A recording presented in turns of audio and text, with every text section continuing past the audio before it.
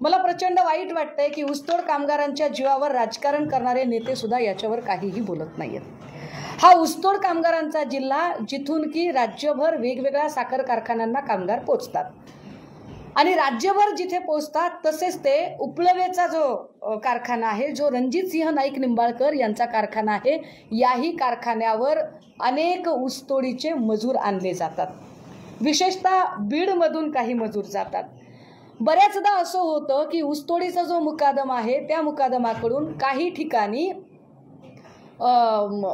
पैसे आधी उचली दिल्या जातात आणि एखादा कोयतं म्हणजे जो ऊसतोड कामगार आहे, अर्ध कोयतं म्हणजे फक्त पुरुष, पूर्ण कोयतं पुरुष आणि स्त्री। तर कधी कधी असं होतं की या लोकांकडून उचल घेतलेली आहे, मात्र ही लोक निघून जातात किंवा ती कामावर थांबत नाहीत। अशा वेळेला त्यांच्याकडून वसुली करून घेण्याच्या अत्यंत आपल्याकडे काय म्हणता येईल अमानुष पद्धती आहेत।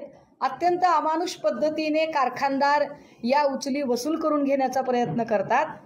रणजितसिंह नाईक निंबाळकर यांनी आत्तापर्यंत अशा असंख्य लोकांना मेंटली टॉर्चर केलं, त्यांना उचलून आणलं, त्यांना शारीरिक मारहाण झाली, त्यांना इजा केल्या।